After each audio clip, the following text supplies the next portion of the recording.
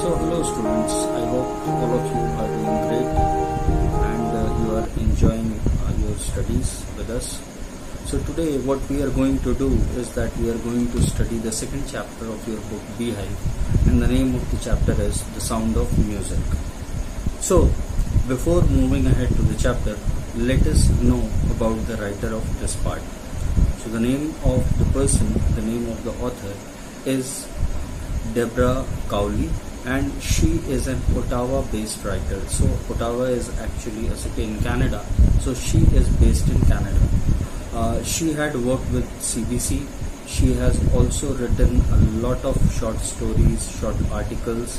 She has traveled around the world. सारी दुनिया घूमी है वो. कई सारे आर्टिकल्स और बुक्स का उन्होंने ट्रांसलेशन किया है. So she has translated a lot of things in different languages, and there onwards, this particular part of this chapter is a biographical account of life of Evelyn Glennie. So ये एक कथा है उनके जीवन की, उनकी जीवनी है जिसके कुछ अंश यहाँ पे दर्शाए गए हैं. तो क्या हुआ उनकी लाइफ में, कैसे हुआ, कौन थी एवेलिन ग्लेनी, इन सब चीजों के बारे में इस पार्ट में चर्चा की गई है. आइए स्टोरी की तरफ बढ़ते हैं. तो जैसा कि टाइटल सजेस्ट करता है, द साउंड ऑफ म्यूजिक, यानी कहीं ना कहीं ये जो पार्ट है, ये जो चैप्टर है, वो संगीत से जुड़ा हुआ है.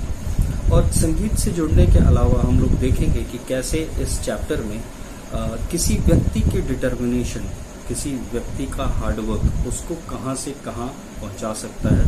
ये इस चीज़ पे निर्भर नहीं करता है कि वो व्यक्ति विकलांग है या विकलांग नहीं है, स्वस्थ है. अगर विकलांग है तो भी अगर व्यक्ति की अपनी डिटर्मिनेशन हो तो कभी ना कभी वो व्यक्ति अपने जीवन के शिखर पे पहुंचता है, अपने जीवन के टॉप स्केल पे पहुंचता है. Now let us start the first part. The first part says Evelyn Glennie listens to the sound without hearing it. तो ये अपने आप में एक बहुत बड़ी चीज है कि एक व्यक्ति संगीत को सुनता है लेकिन बिना सुने, संगीत को सुनता है लेकिन बिना सुने हुए. तो ये अपने आप में क्या लग रहा है, एक पैराडॉक्स है. यानी कि एक आइडिया, एक ही सेंटेंस पे एक आइडिया दूसरे को कॉन्ट्राडिक्ट कर रहा है. तो कहीं ना कहीं एक पैराडॉक्स है. और let us go through the text.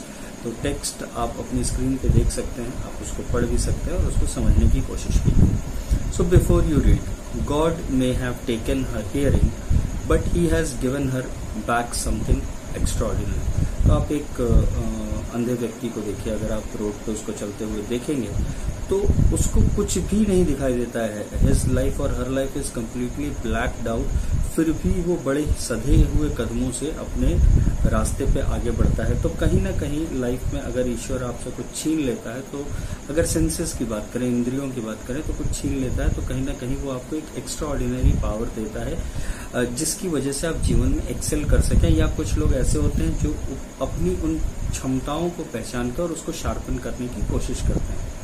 So God may have taken her hearing, but He has given her back something extraordinary. मे भी भगवान ने उनकी सुनने की क्षमता ले ली हो, लेकिन उनको कुछ अलग से, कुछ हटके ऐसी चीज दी है जो उनको दूसरों से भिन्न करती है. What we hear, she feels. हम जिस चीज को सुन सकते हैं वो उस चीज को महसूस करती हैं, उसको फील कर सकती हैं, उसका एहसास कर सकती हैं. Far more deeply than any of us. हम में से किसी से भी ज्यादा उस चीज को, उस म्यूजिक के साउंड को वो महसूस कर सकते हैं. हम केवल उसको सुनते हैं, आनंदित होते हैं, लेकिन उनका शरीर उसको महसूस कर सकता है. That is why she expresses music so beautifully. और यही कारण है क्योंकि वो म्यूजिक को महसूस कर सकती हैं, वो म्यूजिक को उतनी ही खूबसूरती के साथ निभाती हैं, उतनी ही खूबसूरती के साथ प्रेजेंट करती हैं. Now let us read the following account of a person who fought against a physical disability and made her life a success story. तो आइए एक कहानी पढ़ते हैं जिसमें एक मनुष्य अपनी विकलांगता को चैलेंज करता है, अपनी दिव्यांगता को चैलेंज करता है, एक खालीपन को चैलेंज करता है और कहीं ना कहीं आगे बढ़ के वो अपने जीवन में सफल होता है. तो आइए देखें कि ये कहानी क्या है. बीच बीच में मैं आपको बताता रहूंगा कि वर्ड्स की क्या मीनिंग्स हो सकते हैं. बहुत सारे ऐसे वर्ड्स हैं जो कम सुने होंगे आपने. तो let us C. Rush hour crowd jostle for a position on underground train platform. तो आप इमेजिन कीजिए उस सीन को कि क्या होता है जब भी आप ट्रेन पकड़ने के लिए स्टेशन पे जाते हैं और खासकर जनरल डिपो की तरफ अगर हम बढ़ते हैं, जो आम डिब्बे हैं, सेकंड क्लास स्लीपर डिब्बे हैं, वहाँ आप देखेंगे कि लोग आपस में धक्का मुक्की कर रहे होते हैं ट्रेन पे चढ़ने के लिए। तो कुछ ऐसा ही सीन है। रश आवर वो समय होता है दिन का जिस समय बसेस भी, लोग स्कूल भी जा रहे हैं, लोग अपने ऑफिस भी जा रहे हैं, तो बहुत ज़्यादा भीड़ होती है, सब भाग दौड़ में लगे होते हैं। Rush hour crowds jostle for a position on underground train platform, यानी कि उस भीड़ भरे समय में लोग एक दूसरे के साथ जॉसल धक्का मुक्की कर रहे थे अंडरग्राउंड प्लेटफॉर्म। तो अगर आप अभी दिल्ली जाते हैं तो देखेंगे मेट्रो के बहुत सारे प्लेटफॉर्म्स जो हैं वो अंडरग्राउंड है, तो लोग उस रश आवर में एक दूसरे के साथ धक्का मुक्की कर रहे थे ट्रेन प्लेटफॉर्म पे। अ स्लाइट गर्ल, स्लाइट का यहाँ मतलब है फिजिकल अपीयरेंस से पतली दुबली सी लड़की, लुकिंग यंगर देन हर 17 ईयर्स, जो अपने 17 साल की उम्र से बहुत ज्यादा यंग दिख रही थी, छोटी दिख रही थी। वॉज नर्वस, वो घबराई हुई थी, येट एक्साइटेड, फिर भी काफी उत्सुक थी। As she felt the vibrations of approaching train, जैसे ही उसने आती हुई ट्रेन के वाइब्रेशंस को, कंपन को प्लेटफॉर्म पे महसूस किया, वो नर्वस तो थी लेकिन उसके साथ साथ वो एक्साइटेड थी। It was her first day at the prestigious Royal Academy of Music in London. So, बहुत सारी सोसाइटीज़ ऐसी हैं जो लंदन में है, जैसे साइंटिफिक सोसाइटी है लंदन में, उसी तरह म्यूज़िक की सबसे फेमस सोसाइटी जो रॉयल एकेडमी ऑफ म्यूज़िक है वो लंदन में है, और वो उस समय royal academy of music London में उसका पहला दिन था, वो वहाँ पे जा रही थी। And daunting enough for any teenager fresh from a Scottish farm, और किसी भी टीनेजर के लिए जो 13 से लेकर 19 के एज ग्रुप में होता है, उसके लिए ये काफ़ी डरावना क्षण था, बेचैनी भरा क्षण था, फ्राइटन कर देने वाला क्षण था, क्योंकि एंड उसमें भी एक व्यक्ति जो स्कॉटिश फार्म, स्कॉटिश यहाँ कहने का मतलब है स्कॉटलैंड फार्म, यानी कि रूरल बैकग्राउंड से। तो अब मान लीजिए कोई बच्चा जो है वो इटारी के दूर किसी गांव से अचानक उसको आप दिल्ली भेज दीजिए, कभी भी उसने ट्रैवल नहीं किया, तो घबराहट आ ही जाती है। ठीक वैसी घबराहट इनके अंदर भी थी। सो प्रेस्टिजियस का यहाँ मतलब होता है काफी जाना माना, प्रख्यात, काफी सम्मानित। सो दो चीजें यहाँ क्लियर हैं, ये जो मेन इंग्लैंड का लैंड है वहां से बिलोंग नहीं करती थी, स्कॉटलैंड से आती थी। स्कॉटलैंड एक आइलैंड है इंग्लैंड के बगल में, जो कि इंग्लैंड के अंदर ही आता है। But this aspiring musician faced a bigger challenge than most, she was profoundly deaf. Aspiring उस व्यक्ति को कहते हैं जो कि आगे भविष्य में किसी चीज में करियर बनाना चाहता है, वो wants to be a musician. तो ये जो wants to be musician person था, faced a bigger challenge than most, बाकी सबसे ज्यादा बड़ा चैलेंज, चुनौती ये फेस कर रही थी, सामना कर रही थी। और वो चुनौती क्या थी? She was profoundly completely deaf, उसको कुछ भी सुनाई नहीं देता था। Evelyn Glennie loss of hearing had been gradual, इनकी जो हियरिंग लॉस था यानी कि सुनने की जो क्षमता थी वो कम हुई थी, वो इट वॉज ग्रेजुअल, ग्रेजुअल मतलब स्लोली, धीरे धीरे हुआ। आइए देखते हैं कैसे।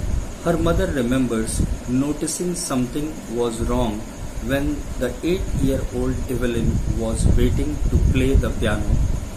तो इनकी मदर याद करते हुए बताती हैं, इन्होंने पहली बार ये घटना जो थी ये कुछ गलत नोटिस किया जब 8 साल की एवेलिन पियानो बजाने के लिए बैठी हुई थी, पियानो बजाने का इंतजार कर रही थी। दे called her name and she didn't move, उन लोगों ने उनका नाम पुकारा लेकिन वो हिली नहीं अपनी जगह से। They called her name and she didn't move. I suddenly realise she hadn't heard, अचानक मदर कहती है मुझे रियलाइज हुआ, ये आभास हुआ कि उसने हमारी बात सुनी ही नहीं।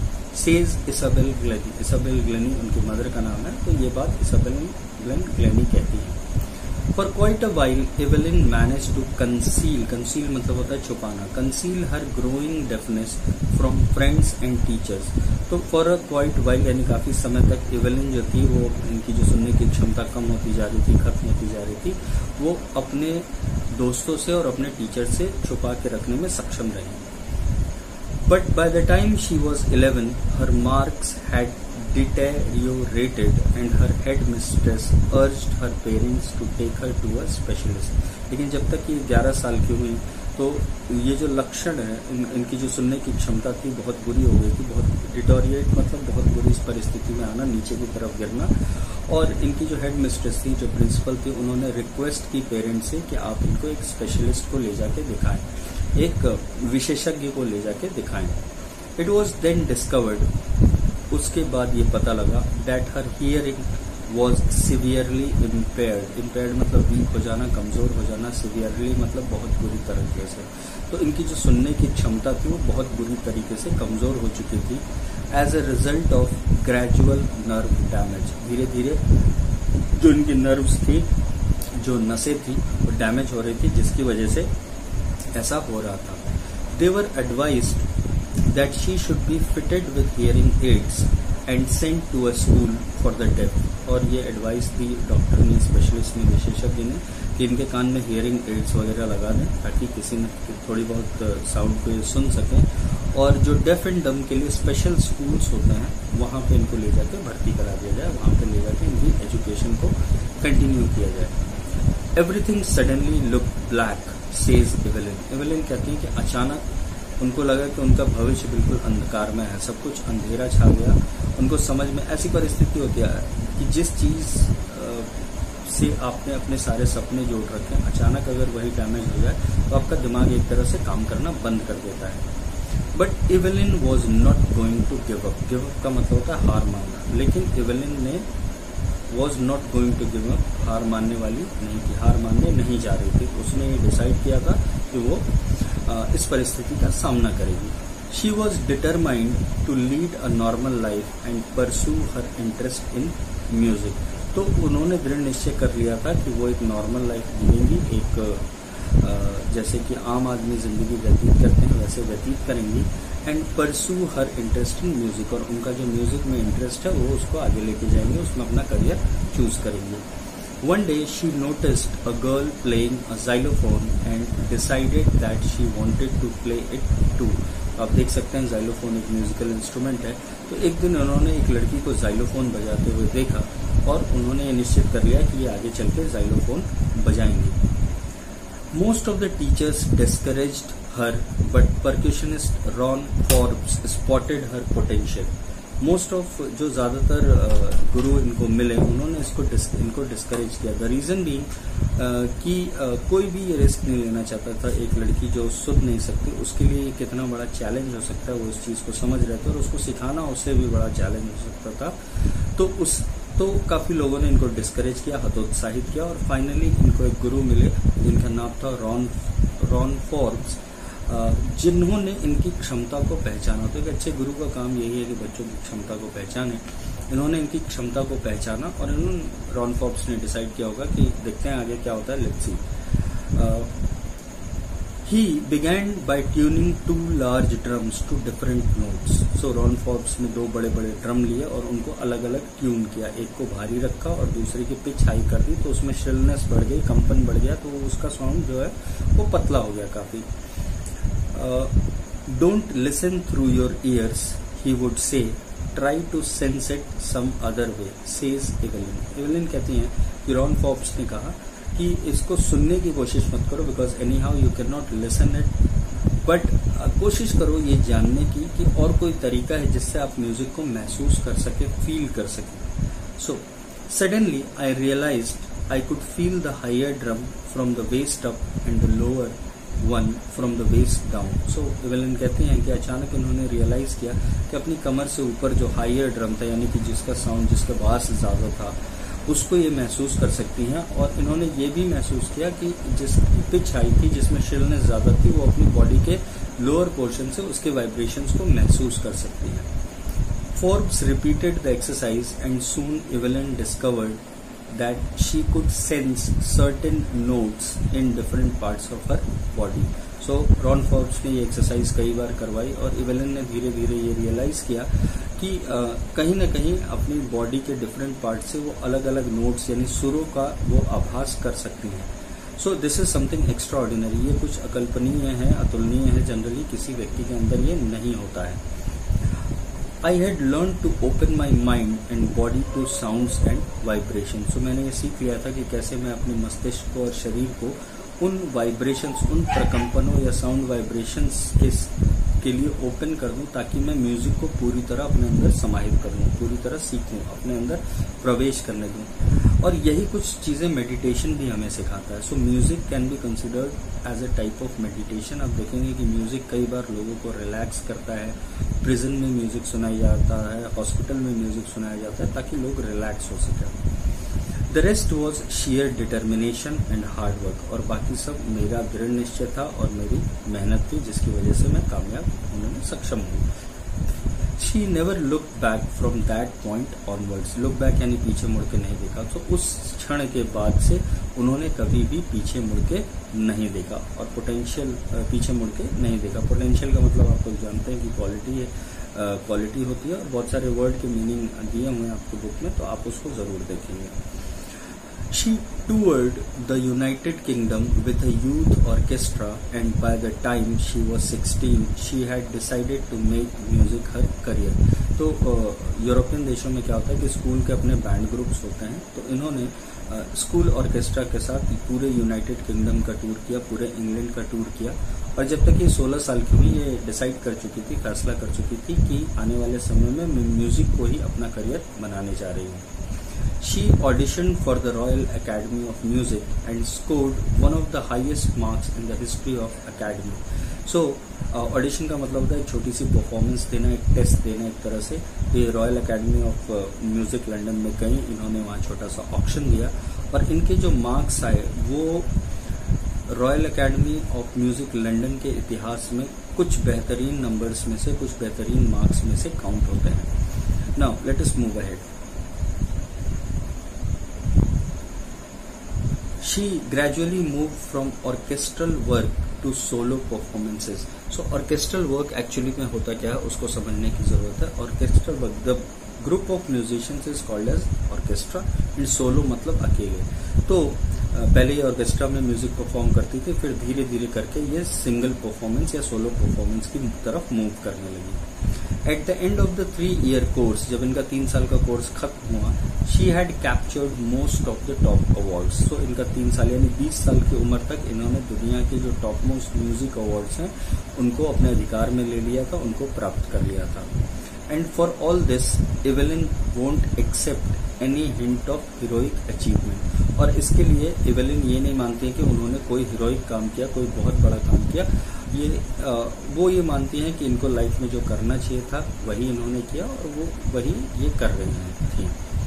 If you work hard and know where you are going you will get there. उनका कहना है कि अगर आप मेहनत करें, दृढ़ निश्चयी रहें और आपको पता हो कि आपकी मंजिल क्या है, आपका डेस्टिनेशन क्या है, आपको अपना रास्ता पता हो, तो एक समय आप जरूर अपने लक्ष्य को पाने में कामयाब होंगे। And she got right to the top. और उन्होंने केवल अपनी मंजिल प्राप्त ही नहीं की, जिस क्षेत्र में ये गई उसके शिखर पे, द टॉप मोस्ट पोजिशन पे ये पहुंची। The world's most sought after मतलब demanded multi percussionist with a mastery of some 1000 instruments and hectic international schedule. और इनकी स्थिति ये हो गई कि ये दुनिया में सबसे ज्यादा पसंद की जाने वाली, चाहने वाले लोग जिनको चाहते थे, ये ऐसी मल्टी परक्यूशनिस्ट यानी बहुत डिफरेंट तरह के वाद्य यंत्र बजाने वाली परक्यूशनिस्ट बनी। With a mastery of 1000 instruments, लगभग 100 से ज्यादा इंस्ट्रूमेंट्स में इन्होंने मास्टरी हासिल की, इन्होंने महारत हासिल की। She became maestro. तो जिसको महारत हासिल हो जाती है उसको माइस्ट्रो की संज्ञा दी जाती है। And hectic international schedule, hectic मतलब बिल्कुल परेशान कर देने वाला, तंग कर देने वाला। इंटरनेशनल शेड्यूल, इंटरनेशनली बहुत जगह ये परफॉर्म करती थी। It is intriguing to watch Evelyn function so effortlessly. काफी फैसिनेटिंग रहता है, क्यूरियस रहता है, उत्सुकता भरा रहता है इवेलिन को काम करते हुए देखना।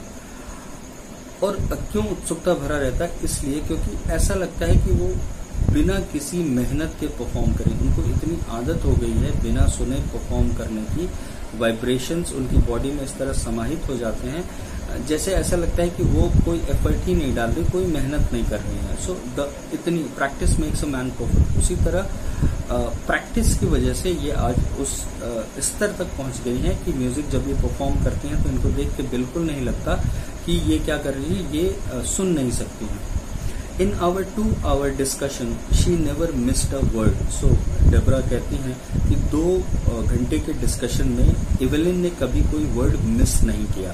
एंड लेट अस सी कि कैसे, बिना सुने कैसे इन्होंने वर्ड मिस नहीं किया.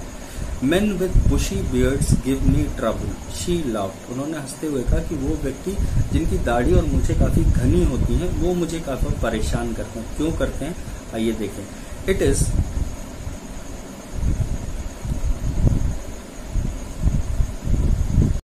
डेबरा कहती हैं कि 2 घंटे के डिस्कशन में इवेलिन ने कभी कोई वर्ड मिस नहीं किया. एंड लेट अस सी कि कैसे, बिना सुने कैसे इन्होंने वर्ड मिस नहीं किया. Men with bushy beards give me trouble. She laughed. उन्होंने हंसते हुए कहा कि वो व्यक्ति जिनकी दाढ़ी और मूछें काफी घनी होती हैं, वो मुझे काफी परेशान करते हैं. क्यों करते हैं, आइए देखें. It is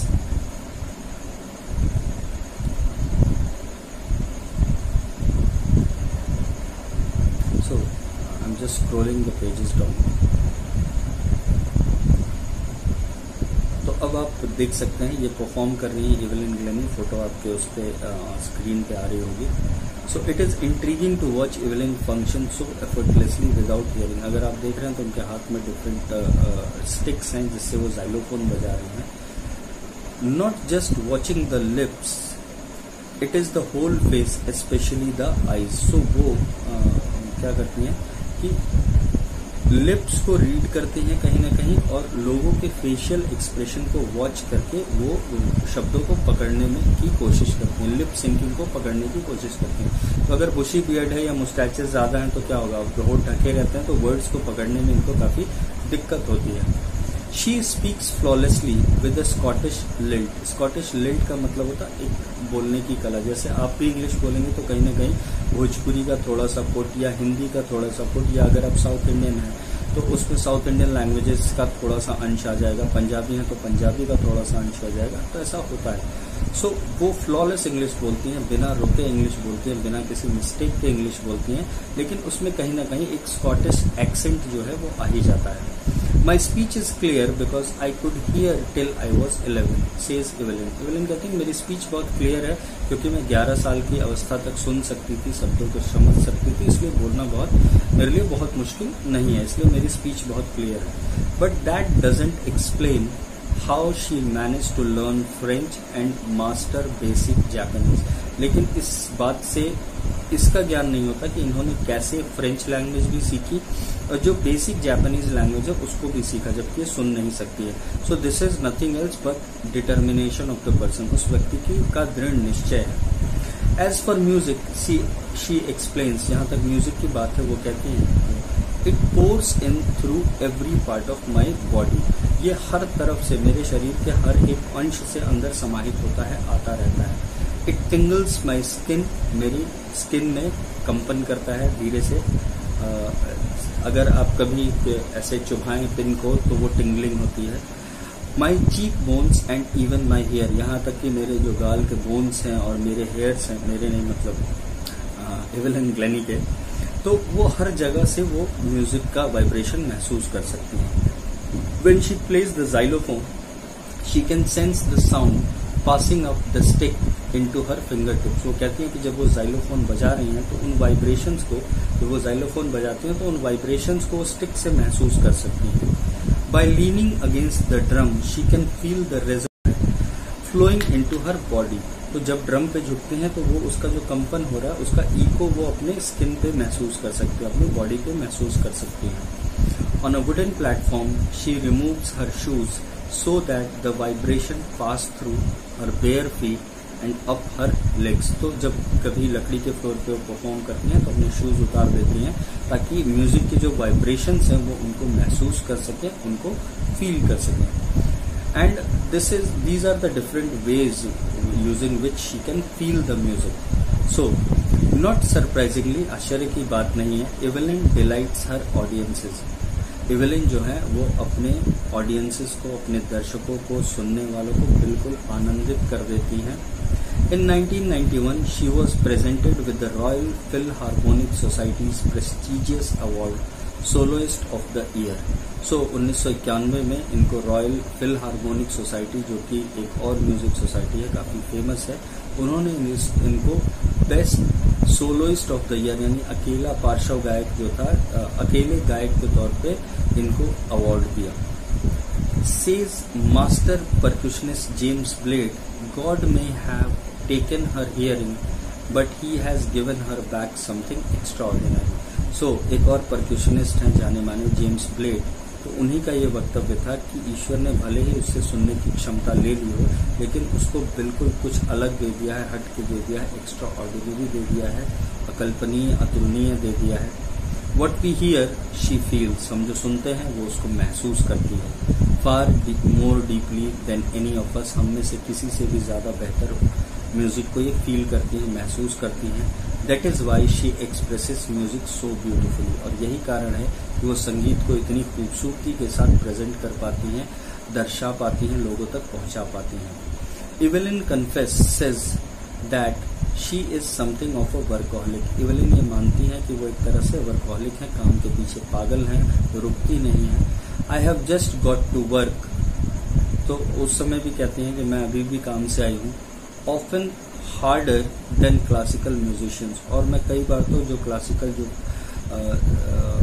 पुराना संगीत है, जो ओल्ड फैशन संगीत है, या फिर जिसको मेन सांस्कृतिक विरासत कहते हैं, उससे ज्यादा इनको मेहनत करनी पड़ती है। But the rewards are enormous, इस मेहनत के जो रिवॉर्ड्स हैं, जो इनाम है, वो भी बहुत सारे, ढेर सारे हैं। Apart from the regular concerts, Evelyn also gives free music concerts in prisons and hospitals.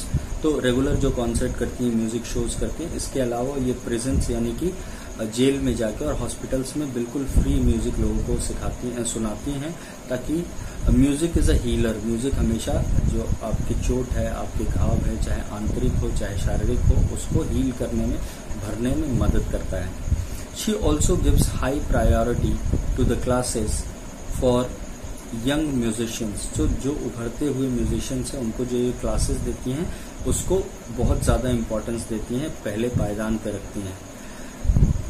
Anne Richland of Beethoven Fund for Deaf Children says she is a shining inspiration. चमकता हुआ इंस्पिरेशन है, ये प्रेरणा स्रोत है for deaf children. अब ये जो आप देख रहे हैं बेथोवन फंड, ये वर्ल्ड की बहुत ही फेमस ऑर्गेनाइजेशन है डेफ चिल्ड्रन के लिए। तो एन रिचलिन कहती हैं कि ये एक चमकता हुआ सितारा है, एक चमकता हुआ प्रेरणा स्रोत है उन बच्चों के लिए जो सुन नहीं सकते। They see that there is nowhere that they cannot go. ये बच्चे देखते हैं कि दुनिया में ऐसी कोई जगह नहीं है, ऐसा कोई सफलता का पायदान नहीं है जिसको ये हासिल ना कर सके। बिकॉज अगर एवेलिन ग्लेनी जो कि सुन नहीं सकती वो कर सकती हैं, तो हम भी कर सकते हैं। Evelyn Glennie has already accomplished more than most people twice her age. So Evelyn Glennie ने उस चीज को प्राप्त कर लिया, उस सफलता को प्राप्त कर लिया। कल अकम्प्लिशमेंट मतलब होता है सफलता प्राप्त करना, जो उनकी उम्र, दुगने उम्र तक जब लोग पहुंचते हैं तब प्राप्त करते हैं, उसको इन्होंने इसी उम्र में प्राप्त कर लिया है। And the only reason is determination and hard work. She has brought percussion to the front of the orchestra. तो आपने देखा होगा पहले ड्रम बजाने वाले या तबला बजाने वाले या फिर मल्टी ड्रम बजाने वाले, ये हमेशा ऑर्केस्ट्रा में पीछे बिठाए जाते थे। लेकिन एवेलिन ग्लेनी ने सोलो परफॉर्मेंसेस देके परकशन को, ड्रम्स को ऑर्केस्ट्रा में आगे लाके खड़ा कर दिया है। यानी कि एक बहुत ही महत्वपूर्ण स्थान पे परकशन को इन्होंने लाके खड़ा कर दिया है। एंड डेमोन्स्ट्रेटेड, और ये दिखाया है that it can be very moving, और ये बहुत ही आनंदित कर देने वाला हो सकता है, आपको झकझोर सकता है। ये उन्होंने दिखाया है अपने म्यूजिक से परफॉर्म करके। She has given inspiration to those who are handicapped. ये उन लोग, इन्होंने प्रेरणा दी है विकलांगों को, दिव्यांगों को, कि भले ही आपके अंदर शारीरिक कोई कमजोरी हो, लेकिन ये आपको अपने गोल्स को पाने के से कभी भी रोक नहीं सकता है। People who look to her and से, लोग उनकी तरफ देखते हैं, इंस्पायर होते हैं, प्रेरणा लेते हैं और कहते हैं कि if she can do it, अगर ये कर सकती हैं तो आई कैन, मैं भी कर सकता हूँ या कर सकती हूँ। And not the least, she has given enormous pleasure to millions.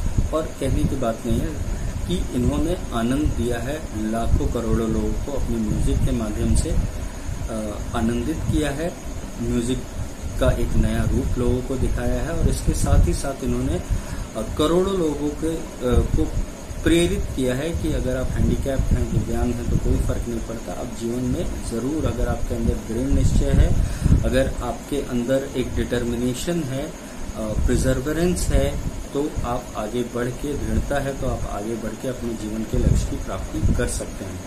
So this entire story is about a girl who, through her determination, hard work, perseverance, courage, becomes one of the world's most renowned and most sought after percussionist.